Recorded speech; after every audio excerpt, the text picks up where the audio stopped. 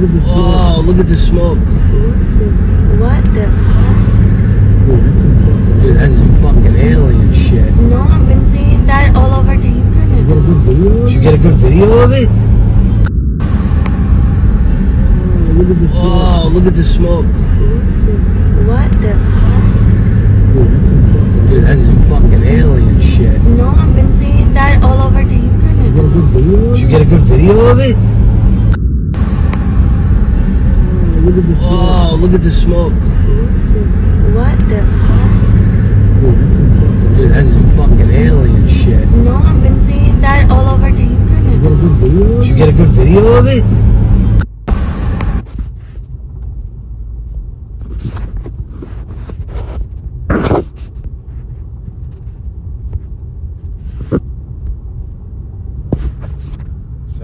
Shalom, my first and foremost, before I get started, as always, I want to give all praises, honor, and glory due to Yahweh, Ba'ashem Yahweh Shai, Ba'ashem Ekakodash, double honors to the apostles and elders, a great millstone that root well and taught me this truth.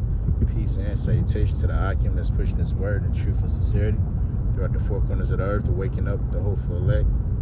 They're risking their lives and freedoms to do so, definitely more so now than ever before. This is the brother Zion Amar from the GMS Detroit Bar Camp. And this is going to be a quick lesson regarding, as they would say, aerial phenomenon, UAPs or UFOs, which are all basically the chariots of Yahweh Ba'ashem Yahweh Shai.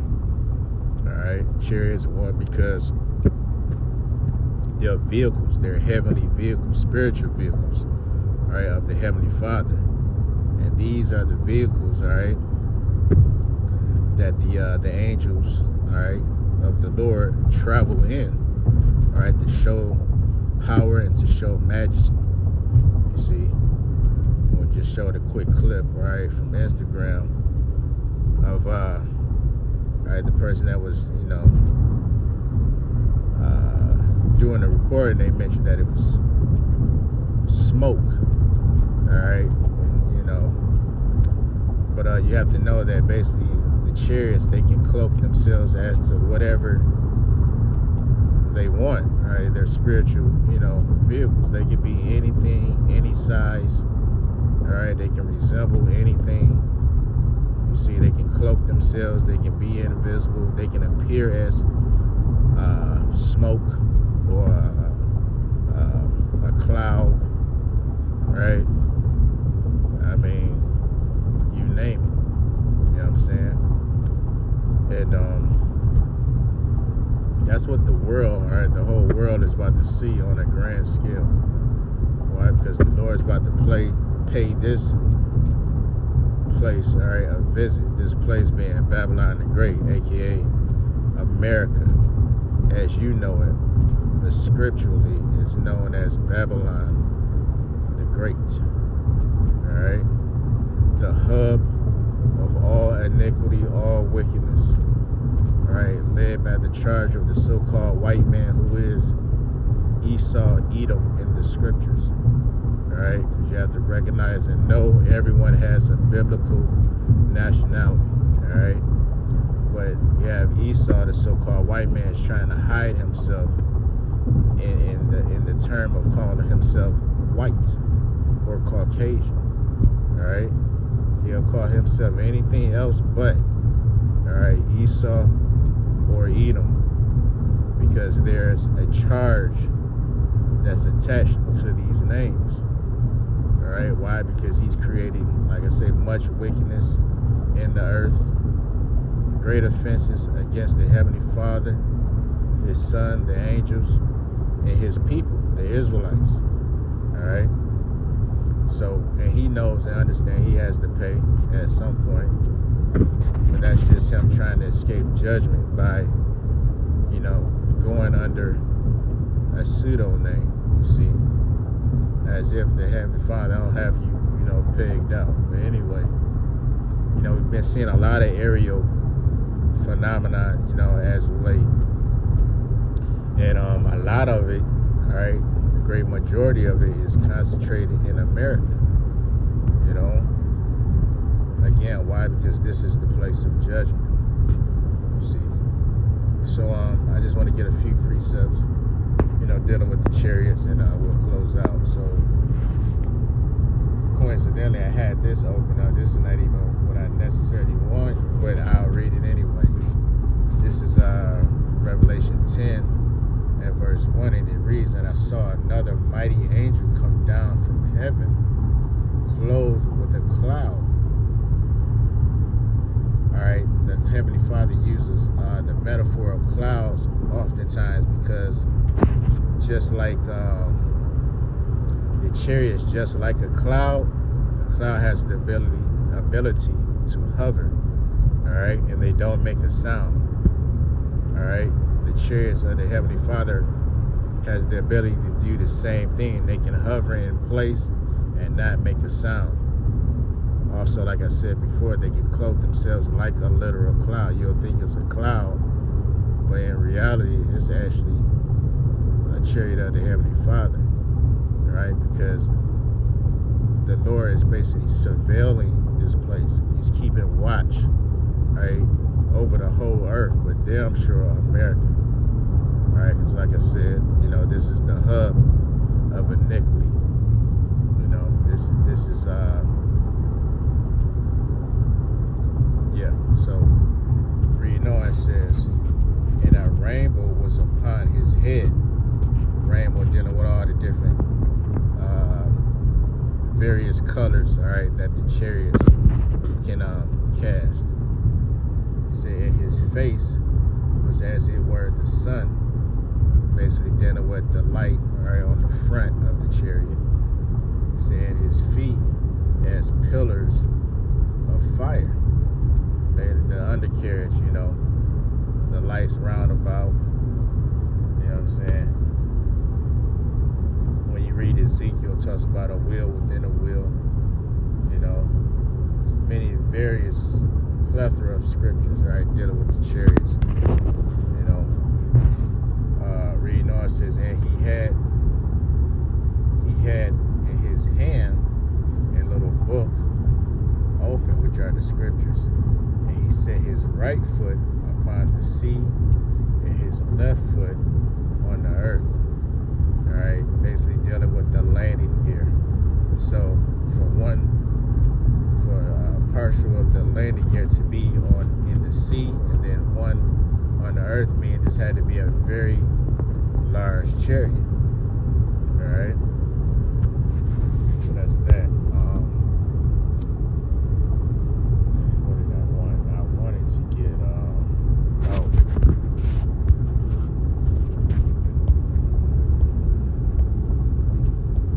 this is Isaiah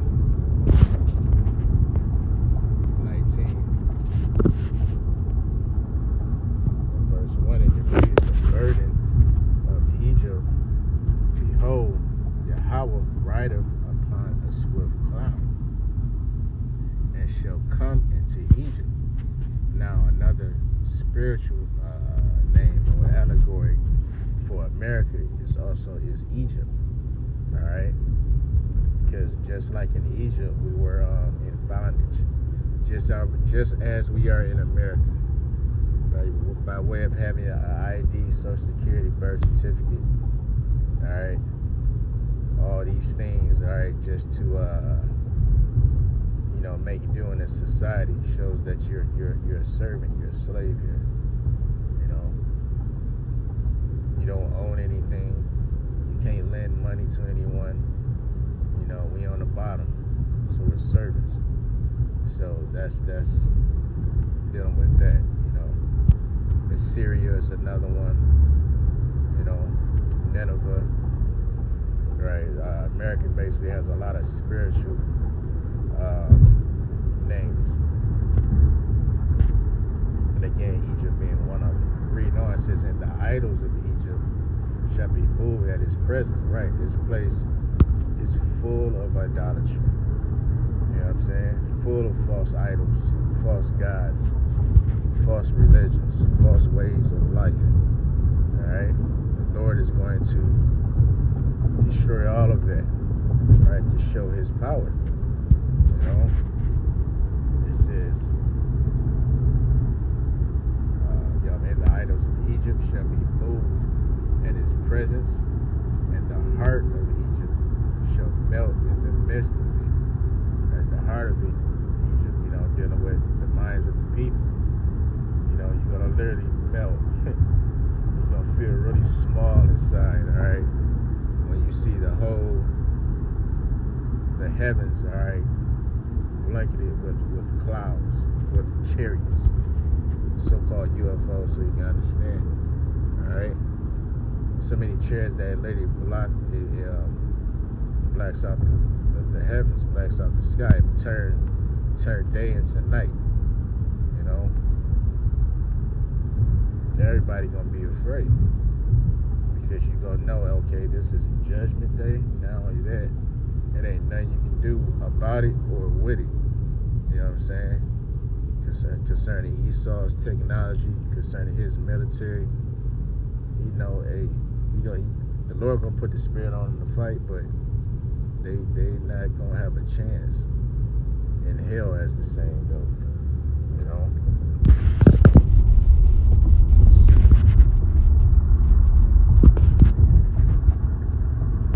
What's that?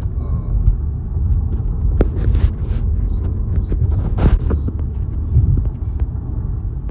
is Zechariah 5. I started at 1. It says, then I looked, then I turned and lifted up my eyes and looked. Behold, a flying robe. And he said unto me, what seest thou? And I answered, I see a flying robe. It's an angel talking to Zechariah. Alright. It says, the length thereof is 20 cubits, and the breadth thereof 10 cubits. And also, I don't know what that is. It's a matter of fact, we can find out real quick. Let's see. Let's go to the NLT. Zechariah 5:1. In the NLT, it says, I looked up again and saw a scroll flying through the air. What do you see? The angel asked. I see a flying scroll. I replied, it appears to be about 30 feet long and 15 feet wide. All right, now also, when you're looking in the heavens, looking in the sky, that is, all right, things are smaller than what they appear. I.e., if you look at a helicopter, if you look at an airplane, it appears really small when it's, 20,000 feet in the air. But when it gets upon the earth, you're like, damn, it's huge. You know what I'm saying? So even in approximation, all right, looking into heavens, 30 by 15, it's still, a decent size. And not only that, like I said before, the chariots, they can change their size. They can do anything at the drop of a hat. They can make themselves, the chariot can expand and be really big. They can be really small. It can change shapes literally. It can go from being triangular to being, a cigar shaped. Then it can be round. It can be like a cube. You know what I'm saying? It's nothing that the chariots can't do. You know what I'm saying? Reading on, it says, verse 3 says, then said he unto me, this is the curse that goeth forth over the face of the whole earth. God. It's a curse to Esau Edom, because with these chariots, basically is the end of Esau's rulership. All right, that's when he's gonna meet his demise. All right, so it's a curse unto Esau Edom. It's a blessing, all right, to the hopeful elect. All right, because hey, that's how the hopeful elect are gonna be saved. What? Saved from the ICBMs, all right, thermonuclear missiles, all right. That's gonna rain upon Babylon the Great. That's the judgment written, all right, for Babylon. Thus said Yahweh Shem Yahushai. He's literally going to rain missiles upon this place, like raindrops.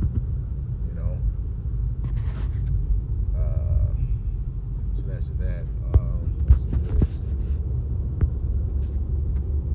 This is Matthew. Since I mentioned that, this is how we're going to receive salvation. And just know that the chairs of the Lord is nothing. This is part of our heritage. Right? The chairs have always been around. They've always been watched. In fact, this verse. This is Amos 9:8.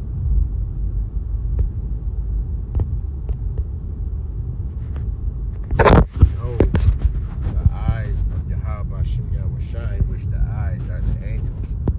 Alright? You know how you say, I need you to be my eyes and my ears? Well, that's the angels. Alright, the angels there hear the prayers, alright, of the saints, which are the Israelites. Alright? They hear everything. And they watch everything. So they're the eyes and ears of the Heavenly Father. Alright? Heavenly Father is a king. He don't have to do anything. Alright? He just gives out orders. But it says, behold, the eyes of Yahweh Shem Yahushai are upon the sinful kingdom, and I will destroy it from off the face of the earth, saving that I will not utterly destroy the house of Jacob, saith Yahweh Shem Yahushai. Dealing with the elect. Alright?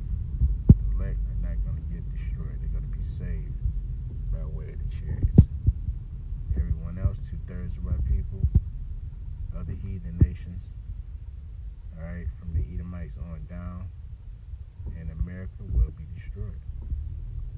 Whatever survivors there are, alright, they're going to be the first crop of slaves in the kingdom of heaven.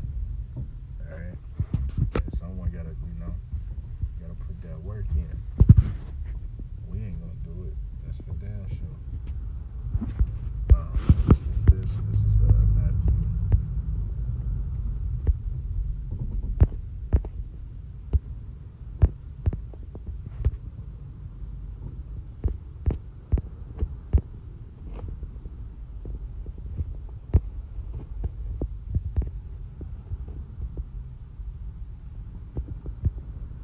This is Matthew 24, and I'll start at verse 29. It says, immediately after the tribulation of those days shall the sun be darkened, and the moon shall not give her light, and the stars shall fall from heaven, and the power of the heavens shall be shaken. How is that going to happen? By way of the missiles, alright, dropping. The earth is going to shake to and fro like a trumpet. Alright, pursuant to Isaiah the 24th chapter. Alright?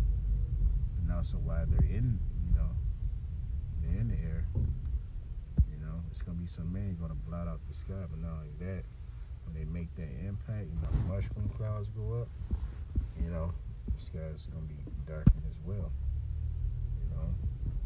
It's gonna be a day of gloominess. Alright? It says,